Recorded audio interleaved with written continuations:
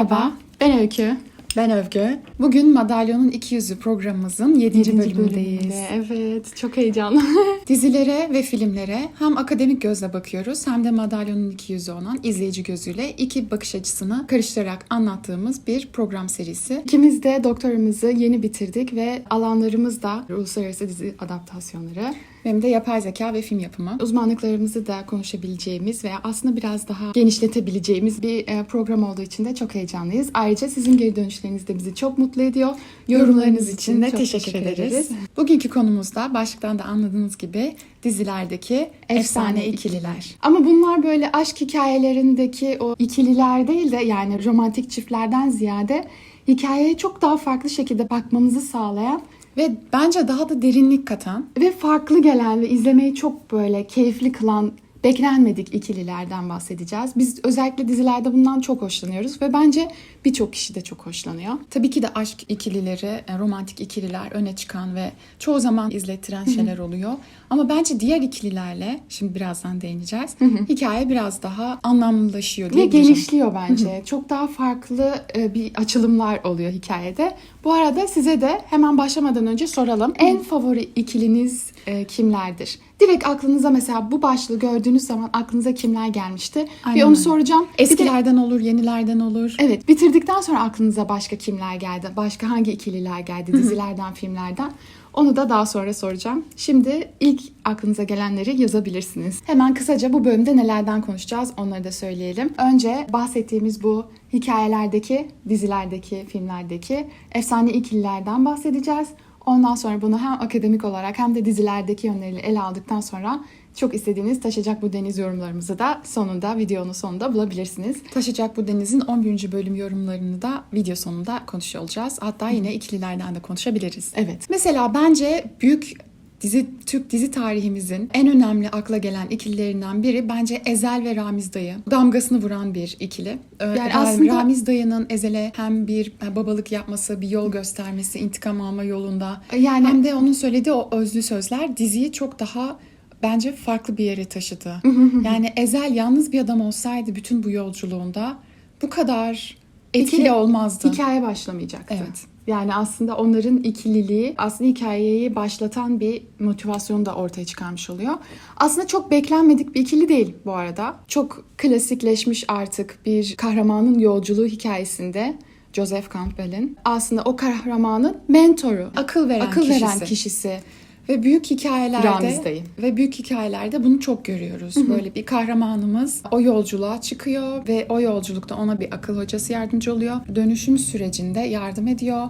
İşte dibe vurmasında, çıkmasında ve bir noktada da o akıl veren kişinin aslında yok olduğunu görüyoruz. Harry Potter'da bu çok çok belirgin işlenmiş mesela. Harry'nin akıl vereni Dumbledore ve Dumbledore'un 6. hikayede çıkışıyla biz aslında Harry'nin ne kadar öğrendi ve yalnız bir karakter olarak, bir kahraman olarak neleri başaracak esas sınavını görüyoruz. Bu kahraman yolculuğunu gördüğümüz diziler var. Diğer bir örnek benim aklıma gelen Leyla ile Mecnun dizisindeki Mecnun ve İsmail abi. Tabii ki de Mecnun, İsmail abi ve ben öyle bir insan mıyım? Yavuz. diyen Yavuz karakteri bir üçlü gibilerdi aslında ama sanki biraz daha İsmail abiyle Mecnun biraz daha bir ikili gibiydi de bir yandan. Ama aslında sadece üçlü de değil. Sonra Erdal Bakkal var, İskender var. O yüzden aslında çok daha farklı dinamiklerin olduğu, hani bir grup olup içeride de ikili oldukları bir hikayeydi. Özellikle Leyla ile Mecnun'da şunu çok iyi görüyoruz. Şimdi biz şuraya geleyim. Hikaye anlatımında bu ikilileri oluşturmanın neden bu kadar önemli? Yani aşk hikayesini tabii ki de bir anda oluşturuyoruz ve çoğu hikayenin temel itici gücü aşk hikayeleri oluyor romantik hikayelerde. Bu ikililer diğer bir yandan da çatışmanın oluşmasına yardımcı olan öğeler olmuş oluyorlar. Mesela biz çok klasik gördüğümüz özellikle yeni dizilerde bunu görüyoruz. İki ana karakter arasındaki çatışmayla hikaye kuruluyor. Taşacak Bu Deniz'de Adil ve Şerif arasında bu çatışma kuruluyor. Uzak Şehir'de Cihan Albora ve Demir Baybars arasında bu çatışma kuruluyor. Birçok dizide bunu görüyorsunuzdur. Böylece biz temel çatışmayı görüyoruz. Ama başka bir yandan ikili oluşturup o ikiliyi dünyaya, düzene veya başka bir konuya karşı çatıştırmakta farklı bir derinlik katıyor. Yani mesela Leyla ile Mecnun'daki Mecnun karakteri ve İsmail abinin oluşturduğu bu ikili aslında biraz daha o gidenlerin gelmediği, hani gemiye el sallamak izleyenler bilir. Kader birliği olarak bir ikili olup hani kadere karşı bir hani çatışma diyebiliriz. Evet, yani aslında her ikili, burada bahsettiğimiz her ikili farklı bir şekilde hikayeye destek oluyorlar. Dediğimiz gibi bir tanesi kahraman ve onun yardımcısı ya da akıl vereni. Diğeri dediğin gibi kader birliği oluşturup aynı dertten hayata karşı bakış açısı oluşturmalarıydı. Şimdi bahsedeceğim ikili de hikayeye komik relief katan, bunu daha önce bahsetmiştik. Karakter Analizi videomuzda görebilirsiniz. Onu ekleriz, aşağıda bulabilirsiniz. Hem hikayeye komik relief etkisi yaratan, yani biraz daha hikaye ağır giderken bir komedi etkisi yaratan, hem Bir de rahatlatan, hem de o farklı bir dinamikle yeni bir bakış açısı sunan diyeceğim ikililer var. Mesela benim en sevdiğim örneklerden biri Son Yaz'daki Akgün'le Savcı Selim'di. İzlemeyenler için hani kısaca bahsedersem, Akgün karakteri Savcı Selim'in tanık koruma programıyla aslında evine getirip de korumaya çalıştığı bir karakterdi. Ve daha sonrasında Savcı Selim'in kızına aşık oluyordu. Ve bunun iki karakter arasındaki Savcı Selim'in istememesi, Akgün'ün ondan hem korkup hem çekinip hem de bir kabadayılıkla karışık, hani komik halleriyle beraber çok farklı bir ikili oluşturmuşlardı. Hikaye ağırlaştığında o komedi, aralarındaki o çekişme, telaşlı bir ilişki çok eğlenceliydi. Mesela çatışma arasında kızını istiyordu. Aslında o dizide sadece Akgün'le Savcı'nın değil, Akgün'le Halil Barbir'in oynadığı karakterin adı neydi? O ikisinin arasındaki karakter dönüşümü de çok başarılıydı ve gerçekten hikayeye o da bir derinlik katan, hikayeyi başka bir yere taşıyan bir ikiliydi onlar da. Hem komedi katması açısından hem de çok farklı bir ikili olduğu için. Çünkü diğerlerine göre farklı duyguları gösterebildikleri bir ikili olduğu için. Çok yani doğru. Mesela çok doğru. Bak çok güzel bir yere parmak bastın. Dizinin başında Akgün'le Savcı Selim'in, şimdi başka bir şeye giriyor. Yani bundan çok fazla da konuşmak istemiyorum ama dizinin başında aralarındaki ilişki tamamen hani tanık koruma ve hani bir otorite ilişkisi varken yine o devam ediyor ama birazcık dönüşüyor. Ve aralarında bir baba oğul sevgisi oluşmaya başlarken aynı zamanda da böyle bir çekinme, korkma Akgün tarafından. Öbüründe hani kaybetmek istememe ama kızından uzak tutmaya çalışma, hani bir ikilikleri de oluşmuş oluyor. Bunu bence şu an Taşacak Bu Deniz'de çok iyi görüyoruz. Ben onu hissediyorum. Benim son bölümde, şimdi biraz daha bölümün sonunda konuşacağız bunu ama bence Fadime karakterinin yavaş yavaş dönüştüğünü görüyoruz ki ilk bölümlerde ben bunun dönüşümünü göreceğimiz için hani heyecanlandığımı söylemiştim. Eleni ile Fadime'nin arkadaşlığı mesela benim yani çok öne çıkan bir ikili olarak değil şu anda ama bence güzel bir ikili. Evet, bence Çünkü de. Eleni ve Fadime çok zıt iki karakter. Yani bir tek şu yönleri benziyor. İkisi de bu kafasını koyduğunu yapan daha inatçı ve hani sağlam karakterli insanlar olarak karşımıza çıkıyor ama Eleni biraz daha duygusal, barışçıl. Yani bir şey olduğu zaman daha çok hemen ağlayıp hani çözüm üretiyor ama duygusallığını da gösteren bir karakter. Doğru. Böyle işte sarılıp sokulup sevdiklerine, Öfkelendiği zaman hemen gösteren. Evet, daha yumuşak bir karakter. Fadime tam tersi. Daha sert bir karakter. Daha sert. Gözleri dolduğu zaman bile onu tutmaya çalışıyor. Hani gözleri kızarıyor, burnu kızarıyor. Belki gözyaşı akıyor ama hani onu da böyle dimdik görüyorsun. Evet, Fadime erkeklerle yetişmiş bir kız olarak kendini, duygularını göstermeye alışmış biri değil gibi gözüküyor. Ama sanki Eleni ile özellikle de Esme de hikayeye katılınca, bu üçlü olunca biraz daha yumuşuyor yani, öyle söyleyebilirim. Ama yumuşamaktan kastın Çok dik kafalı. Onu kaybetmiyor. Demek istediğim bu değil. Ama mesela o özellikle üçlü bir sahneleri vardı ya 11. bölümde. Bunları son şeyde konuşacaktım ama artık girdim burada konuşuyorum. Esme eve geliyor. Bu üçü bir arada hani dertleşiyorlar, konuşuyorlar, plan yapıyorlar vesaire. Orada mesela hemen Eleni Esme'ye sarılıp böyle sokulup duygu paylaşımına giriyor. Fadime daha tepkili ama onların hani sevgisiyle ve işte uzakta kalma de sen de gel falan demesiyle aralarına giriyor ya. Bence biz orada Fadime'nin de karakterinin farklı yönlerini görmeye başlıyoruz. Aynı zamanda da ikiliye bir boyut daha katılmış oluyor. Eleni Esme ikilisine. Fadime'nin gücü de katılmış oluyor. Onun zekası da katılmış oluyor. Bence güzel bir dinamik olmuş oluyor. Bu sadece Türk dizilerinde değil, farklı türlerde de, uluslararası işlerde de kendini gösteren bir özellik mi desem? Aynen öyle. Görüyoruz yani, farklı dizilerde de görüyoruz. Yani mesela bu öne çıkan ikililer bir sitcom'da da karşımıza çıkabiliyor. Türk dizisinde mesela Avrupa Yakası'nda Aslı ile Burhan'ın ikililiği diğer karakterlerden daha çok karşımıza çıkıyordu. Burhan'ın Aslı'ların evine komşu olması ve sonra sonrasında aralarında böyle bir sevgi nefret ilişkisi, Evet. birbirlerinden bir yandan dayanamama, bir yandan da ama destek olma dinamiği bence hikayeyi çok daha üste taşıyan bir katkıydı diyebiliriz. Yine bir sitcom örneği olarak bu sefer yabancı Big Bang Theory. Sheldon ve Penny karakteri. Biz şimdi bu aralar özellikle Big Bang Theory'yi çok fazla izlediğimiz bir dönemdeyiz. 10. sezona geldik. Daha önce Evet, izlemiştik daha önce biraz çok ama. karışık izlediğimiz bir diziydi. Şimdi en baştan sonuna doğru gidiyoruz. Ve gerçekten de bu hikaye ilerlerken en çok dikkat çeken ve en güzel dinamiği yakalayan Sheldon ve Penny oldu.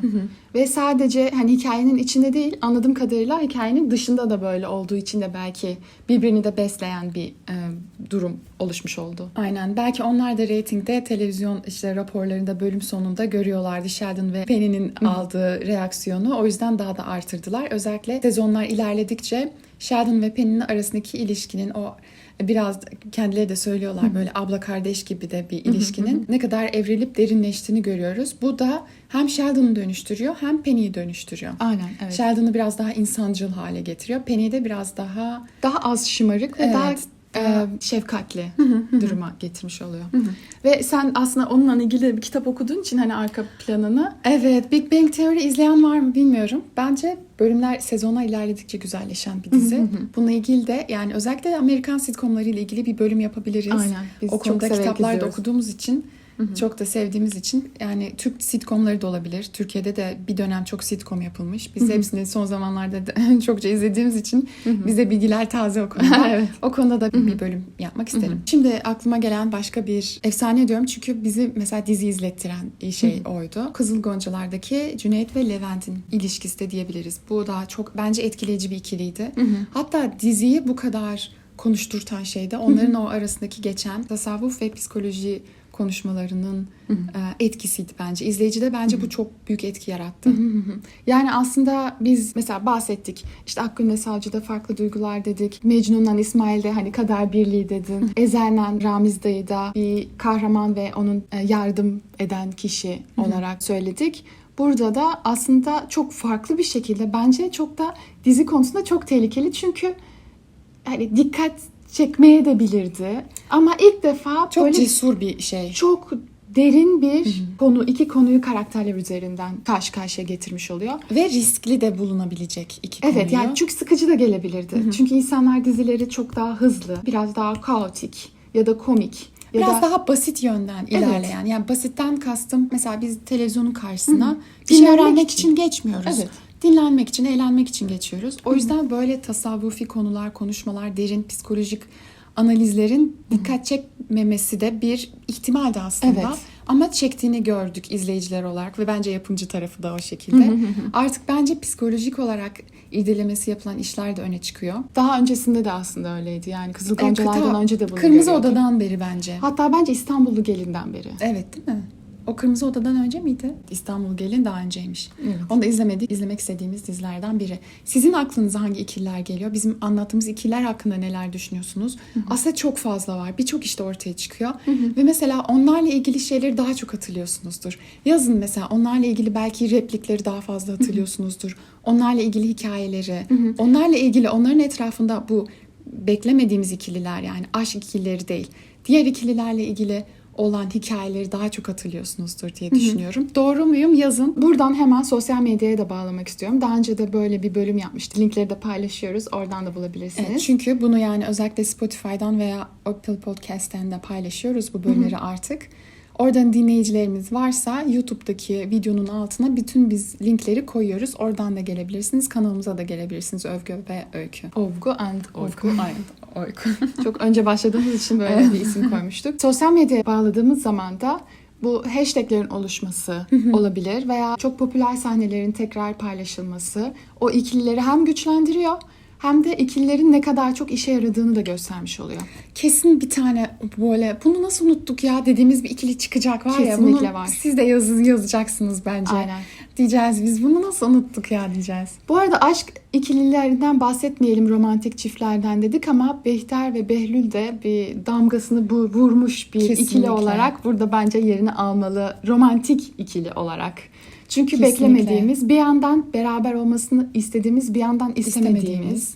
Hani hem bir yandan onları birlikte görmek de çok yanlış gelirken o izlettiriyor bir yandan da. Öyle çok değişik dinamiğin olduğu bir şey olarak kesinlikle. Normal bir aşk hikayesi değil çünkü onlarınki.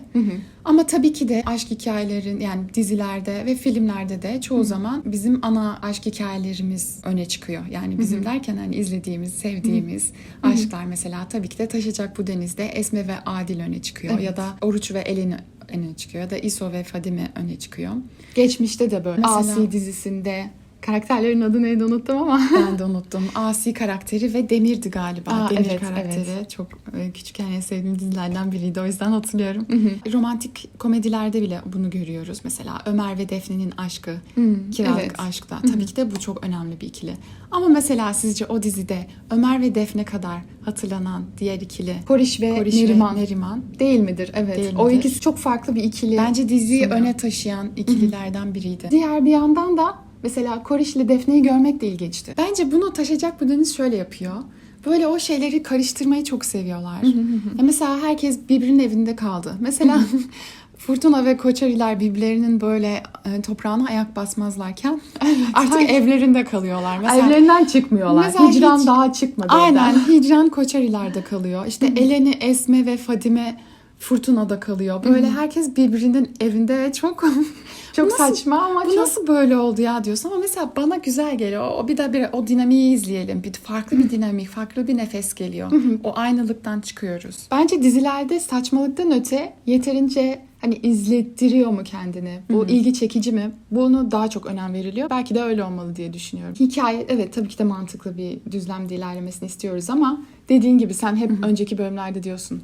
O izleyiciye o krediyi verdikten sonra nasıl gitmek istiyorsan aslında değişik deneylerde yapabileceğin bir ortam sağlıyor. Özellikle Evet. televizyon dizileri çünkü uçsuz bucaksız bir hem Aynen olasılık öyle. var. Süre çok uzun ve hani haftalar boyunca da devam eden bir sürekliliği olduğu için bu deneyi yapmak için çok güzel bir ortam sağlıyor. Kesinlikle. Bu arada şey düşünüyordum. Kızılcık Şerbeti'nde nasıl bir ikili var? Bunu da siz yazın. Ben düşünemedim çok.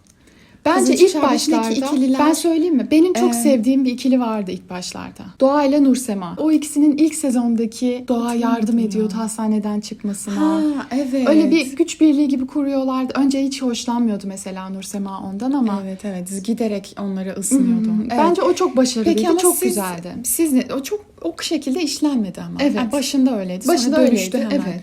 Şimdi nasıl ne düşünüyorsunuz veya baştan? Ben bunu da duymak isterim mesela. Öne çıkan ikili var mı o dizide yok mu?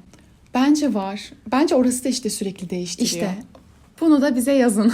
Ama belki de o sürekli değiştirmektense böyle sağlam ikiliyi tutmak daha mı iyi? Belki de var işte. Biz çünkü birinci sezonu izledik. İkinci sezonun sonrasını pek izlemedik ya. Belki de. Bir- mesela bir geri dönelim bakalım var mı bilmiyorum. Olabilir, evet olabilir. Yani bu arada efsane ikililerden bahsederken tabii ki de bence çok eskilere gideceğim ama Metin Akpınar'la Zeki Alasya, Oya Başar'la Levent, Levent Kırca, Kırca, Kemal Sunal'la Halit Akçatepe, Münir Özkul'la Adile Naşit. Evet. Sizin aklınıza gelen başka ikili var mı böyle? eskilerden de yani aslında bu çok var olan yabancılarda da çok var bu Evet. arada. Güzel bir şekilde hikayeyi taşıyan ve hikayeyi kuran ikililikler de var. Ve Ama biz, derinleştiren. evet bu arada Behzat Uygur'la Süheyl Uygur. Evet. Çok kesinlikle. dizi diyemeyiz ama Ama şimdi onlar da ikili ekrandaki olarak ikililerden bence efsane olanlardan biri Evet, diyebiliriz. evet. Bir şey daha hemen çok alakasız gibi görünüyor ama ucundan ekleyip ondan sonra dizi yorumuna geçmek istiyorum. Tamam. Leyla ile Mecnun'da Leyla'nın sürekli değişmesi de çok ilginç bir ikililik sağlıyor. Bence yani Bu bölümü bak bunu başka bir bölüm mü yapabiliriz?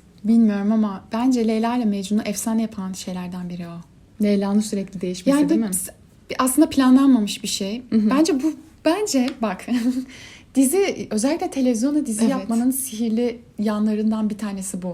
Hem en büyük zorluğu Çok sağlıyor. zorluk ama o zorluğa devamlı adapte olmaya çalışırken diğer bir yandan yaratıcılık şeyi de açılıyor Evet. orada. Artık o zaman Taşacak Bu Deniz'in bölüm yorumlarına geçebiliriz. Evet. Taşacak Bu Deniz'in 11. bölümünü izledik. Aslında beklediğimiz gibi reyting aşırı etkilenmedi en son Ballı Şerif olayından sonra. Ama en yine azından düşüş var. Evet, tahmin ettiğimiz gibi küçük bir düşüş var. Toparlanır mı? Toparlanabilir. Biraz seyirciye unutturmak lazım bence. Son bölümde de unutturmak O kadar yerine çok sürekli... çok mu gerek vardı? Aynen sürekli unutturmak yerine iyice göze sokma bir durumu Ama vardı. sanki böyle bölüm başında böyle bir acaba yazarlar seyirciyle mi konuşuyor gibi bir şey hissettim. Ama diğer bir yandan da büyük ihtimalle o yazıldığında ve çekilirken henüz seyircinin tepkisini görmemişlerdi diye düşünüyorum. Yok bence de. Hani çok mu gerekti bilmem ne gibi böyle bir konuşmalar oldu işte İlve ile Esme arasında da falan. Çok mu gerekti diye bizim izleyicilerimizden de bazıları hani gerekti diye yazanlar olmuşlar. Evet. Yani mesela aslında bir karakterin bu şekilde ayrılması değil mesela. Aha, evet. Girerler çıkarlar. Bunlar Evet. hikayenin gerektirdiği gibi ki bunu bu şekilde mesela bu bölümde Ballı'nın ayrılmasının zincirleme etkilerini görüyoruz. Mesela işte Hicran kendi işte kuzeni çıktığı Evet. için Şerif'e karşı şey oluyor. Bu arada onunla ilgili de başka söyleyeceğim şeyler var. Ya da mesela hikaye biraz daha farklı bir yöne evriliyor falan filan. O şekilde bir işe yaradığını düşünerek yazılmış ama mesela orada hikayeden çıkması değil, Nasıl hikayeden çıkış çıkması? şekli. Bunu Aynen. zaten bir önceki videoda konuştuk. O yüzden burada daha fazla konuşmayacağım. Aynen. Bence hemen ikililerden girerek devam edelim. Tamam. Yani ana başlığımıza uygun bir konuda açmak istiyorum bu bölüm yorumumuzu. Söylediğin gibi hem Eleni ve Fadime'yi çok fazla gördüğümüz bir bölümdü. Ve değişik bir ikili olarak bence Fadime ile Esme de güzel bir ikili. Yani onların dönüşümünü görmek için de çok heyecanlandığımız ve o artık dönüşümün yavaş yavaş başlayacağını anladığımız da bir bölümdü. Dönüşüm olarak Zarife'nin dönüşümünü de görüyoruz. Zarife tabii ki de çok bencil ve tabii ki de kendi çıkarını düşünen. Hicran da öyle. Hicran da öyle ve güvenmeyeceğimiz karakterler. Seyirci olarak bizim işimize yarayacak şeyler de yapıyorlar. Mesela bu bölümde Zarife'nin mesela Sevcan'ı sevmemesini, işte Eleni'yi isteyelim demesini, Rehin Rehin gelin Dil sürçmesi. evet, onlar keyifli sahnelerdi. Özellikle de Oruç'un Eleni'ye aşık olduğunu anladığındaki o bir hem bir şaşkınlık çünkü kendisi Eleni'ye aşık işte Eleni'yi seviyor oldu diye onu almayı düşünmüyor ya çok bencil bir taraftan şirketin yarısı onda diye onda parayı düşünerek istiyor. Aynen oğlu aşık olduğu için değil aslında ama diğer bir yandan da sen sevdalandın mı diye soruyordu ya ve Oruç ilk defa gerçekten sadece bunu annesine söylemiş oldu. Çünkü değil mi? Daha önce söylemiş Ya miydi? bence dizinin en güzel yanı oydu ve keşke biraz daha orayı biraz daha işleselerdi ya. Yani Orada çünkü pencereden bakmaları Yani falan. evet. Sen tam bir Oruç Eleni taraftarı olarak. Ben Oruç ve Eleni sahnelerini seviyorum. Hem bir yandan da çok sinirleniyorum. İşte Oruç'un Eleni'yi kolundan savurarak odaya getirmesi. Yani koruma amacıyla eve kapatması. Burada çok problemli şeyler var tabii ki de. Evet. Yani buraya girersek zaten çıkamayız. Ama bu kafayla izlersek de hiç izleyemeyiz. Biz izleyici gözüyle de bakıyoruz. Aynen. Biraz sanki taşıyacak bu deniz bence o dinamikleriyle beraber, hatalarıyla beraber de çok eski dizi kafasında. Aynen. O yüzden evet. de bence oradan da seyirciyi yakalıyor. Yani o artık kabul etmek istemediğimiz hataları yapsa da o bizim özlediğimiz taraflara da dokunuyor. Yani özlediğimiz derken neden kastediyorum? Bence çok tutkulu aşk. Yani evet. Çünkü genelde bunu çok diziler daha psikolojik hale geldi. Ki bence çok güzel diziler de var bu şekilde. Böyle olmasını demiyorum ama bu daha farklı bir şekilde o tutkulu aşkı hani kavuşamama durumunu çok farklı fazla karakterle gösterdiği için de bu kadar sevildiğini düşünüyorum. Evet, duyguyu yüksek tutuyor. Yani biz Oruç'a kızdığımız zaman diziden uzaklaşmıyoruz da hadi artık Oruç seni affedelim diyoruz mesela hani belki de. Yani evet bazı noktalarda artık affedilecek yanın kalmadı da diyoruz. Mesela hangi noktada? Yani bence bir önceki bölümde Esme'ye hani senin için üzülmemi bekleme ben ailemi koruyacağım diyor. Ama orada bir aile yani çocuğunu bulmuş. Evet. Hani Ve söyleyemiyor gerçeği. evet yani bu durumda bence Esme 20 yıl geçmiş, gitmiş. ve Esme ona her zaman hani bence kucak açmış geçmişte öyle görüyoruz. Ona rağmen Esme'nin acısını veya hani hayatını görmezden gelip ama benimki daha önemli konuşmasını Demesi. yapması. Evet. İlk Yani- bölümlerdeki Oruç çok farklıydı. Yani mesele ailesinin sırtını dönüp işte her şeyi Elen için yapması değil. Yani mesele biraz Yine ailesinin daha... yanında olup Bence seyirci olarak biz şeyi seviyoruz. Yani böyle sevdiğine kıyamamayı izlemeyi ve sevdiğin için üzülüp onun için bir şey yapamayınca da üzülmeyi. Biz Oruç'ta onu görmüyoruz. evet. Yani bakalım Sevcan olayını öğrendikten sonra ne yapacak?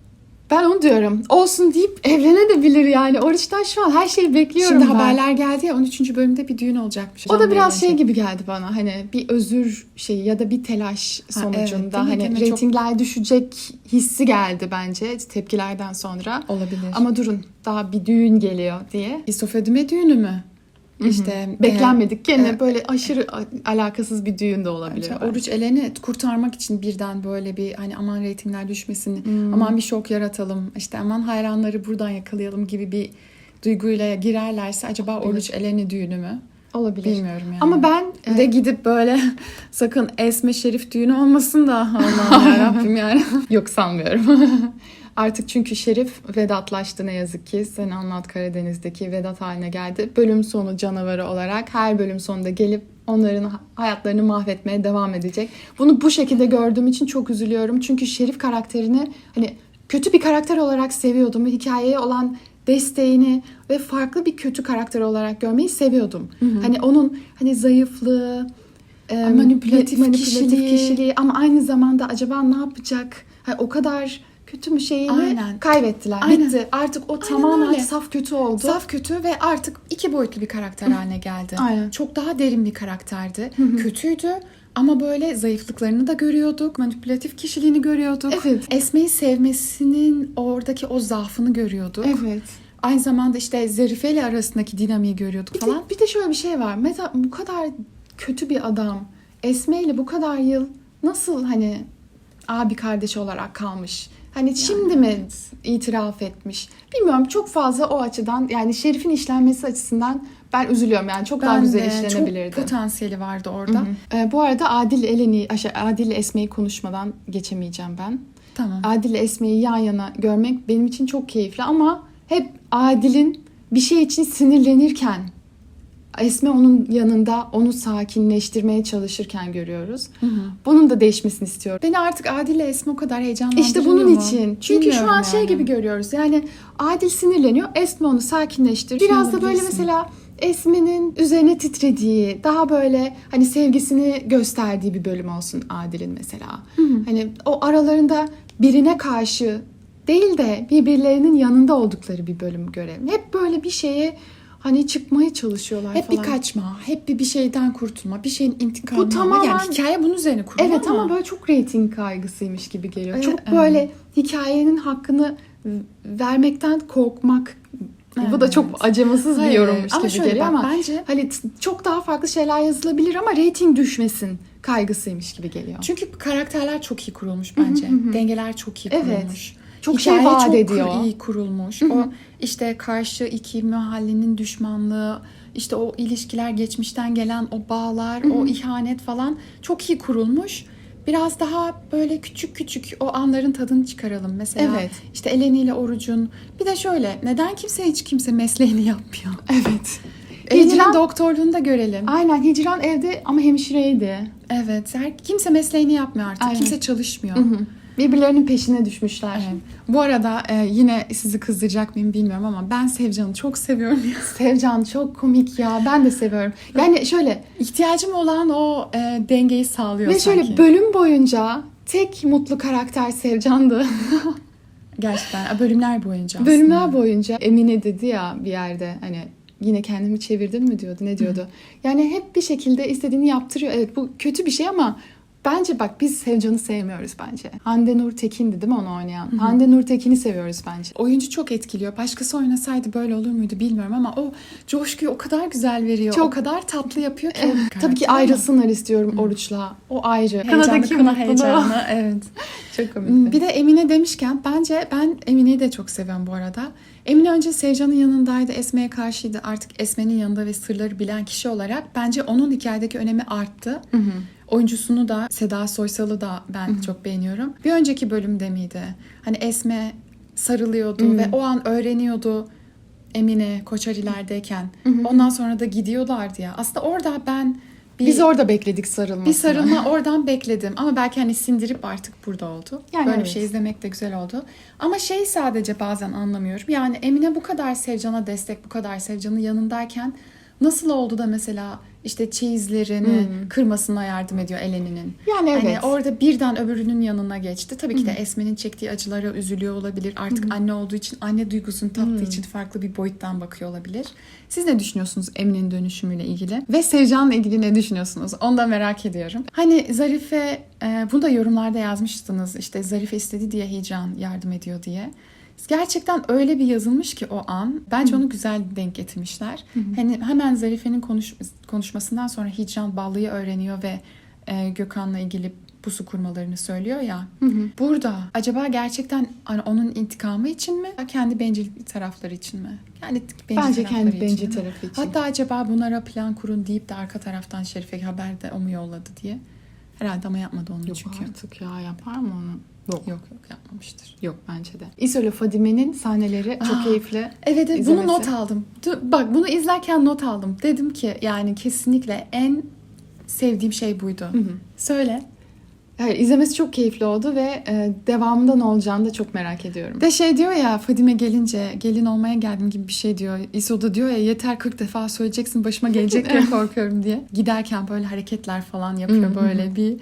İso'yu komik izlemek benim Aynen, ben de İso'yu hoşuma çok gidiyor. seviyorum ben de. Bir de en son paylaştığımız shortslardan birinde çok fazla yorum geldi. İlve ile Gökhan'ı seven ve onlar için heyecanlanan bir grup varmış. Siz de öyle misiniz? Ve Çok şaşırdım. hadi bizi ikna edin. Ben Gökhan ve İlve'nin ikisinin de olmasını hem istemiyorum, Hem de Gökhan'ı da sevmiyorum. Bana bunu ikna edin. Neden ikisi birlikte olmalı? Evet, bir Gökhan şu an kötü bir karakter. Yavaş yavaş iyiye döndüğünü mü göreceğiz biz? O dönüşümü Ama mü yine göreceğiz? de İlve ile olmaz yani. O başını unutamayız. O hatalarını unutabilir miyiz ya? Bu kadar kolay mı silmek? Ya, bakalım beni yani Gökhan İlveciler beni ikna edebilecek misiniz? Merak ediyorum. Yorumlara yazın. Evet. Bu arada bir tane çok uzun yorum gelmişti. Her şey 20 günde geçiyor diye. Gerçekten öyle, çok hızlı ilerliyor. Bence bize hızlı gelmesinin bir sebebi de o. Yani biraz daha tempo düşse, biraz daha yavaş yavaş o ikililerin anlarını görsek daha Kesinlikle. daha güzel Duyguya olurdu biraz bence daha de. önem versinler bence. Çünkü mesela Oruç'la Eleni'nin pencereden birbirlerine bakmaları, Oruç'un arada gelen o pişmanlık duygusu bence bölümün en duygu tarafıydı. Çünkü Duygu Adil'in sinirlenip şarkıya üzülmesiyle 1 milyonuncu kez dinlediğimiz Evet o artık gerçekten. Sen barutsun ben ateş Dün gece şarkısıyla izledik. Sabah Duygu kalktım çıkmıyor. kafamda. Gece yarısı kalkıyorum, kafamda şarkı çalıyor. Yani bence Duygu biraz daha, yani mesela bence Esme ve Adil'de Duygu eksik. İşte onu diyorum. Çünkü Oraya sürekli Duygu- beraberlerken Adil bir şeye sinirli. Birazcık Adil'in biraz daha farklı yönü Hayır, görelim. Ulaş Hastepe için de çok yorucu. Da o bağırıp sinirlenince bizde duygu oluşmuyor. Evet. Bence yumuşak ve sessiz anlarda daha çok duygu oluşuyor. İnşallah öyle görürüz. Sesimizi duyun. Mesela İso ve Fadime en sessiz ilerleyen ikili. Bence duygusu en yüksek şu an onlar var. Doğru. Yani biraz daha gürültüyü azaltırsak. Gürültü derken sesten bahsetmiyorum. Sessiz derken sessizlikten bahsetmiyorum. Evet, Duygu evet. olarak hani. Evet dediğini ben çok iyi anladım. Önce efsane ikililerden konuştuk. Sonra dizilerden örnekler verdik akademik olarak da konuşurken. Hem seyirci gözüyle hem akademik gözle konuştuk. Sonra da dizi yorumuna geçtik. Siz neler düşünüyorsunuz? Ve şimdi aklınıza gelen o efsane ikililer kim? Bölümün başına sormuştum. Yorumlara yazabilirsiniz. Eskilerden olur, Aklınıza yenilerden gelen olur. yeni isimler geldi mi? Ve sizce nasıl besliyorlar hikayeyi? Bunu sizden de duymak çok istiyorum. Hatta Merak ediyorum. yorumları okumak için sabırsızlanıyorum. Ben Aynen. çok seviyorum yorum okumayı. Ben de çok seviyorum. Ve yeni şeyleri okumayı da seviyorum. Böyle bakış açılarını, farklılıkları. Bu arada biz de bir şeyler yazıp bir kenara koyduğumuz için de hani seyirci gözüyle bakmak, hani onu görmek de, seyircilerin gözünden düşüncelerini görmek de çok kıymetli geliyor. Çünkü biz bazen de yazar gözüyle nasıl olur diye de düşünüyoruz. Evet. Böyle farklı bakış açıları bizi mutlu ediyor ve bizi zenginleştiriyor. Bizim de düşüncelerimizi zenginleştiriyor. Sizi de zenginleştiriyordur umarız. Evet, bu bölüm böyleydi. O zaman bizi izlediğiniz için teşekkür ederiz. Videoyu beğendiyseniz beğendi yapın, hatta paylaşın. Video diyoruz ama diğer bir yandan da podcast'te de. Nereden izliyorsanız oradan beğenmenizi, takip etmenizi rica edebiliriz. Bizi diğer sosyal medyalardan da takip edebilirsiniz. Instagram'ımız buraya koyarız. Övgüen Öykü. Övgüen Öykü. Videoda da bu böyle bir yeni bir şey çıkmış, hype'lamak. Evet, YouTube'dan bizi hype'layabilirsiniz. Ve yorumlarınızı da bekliyoruz.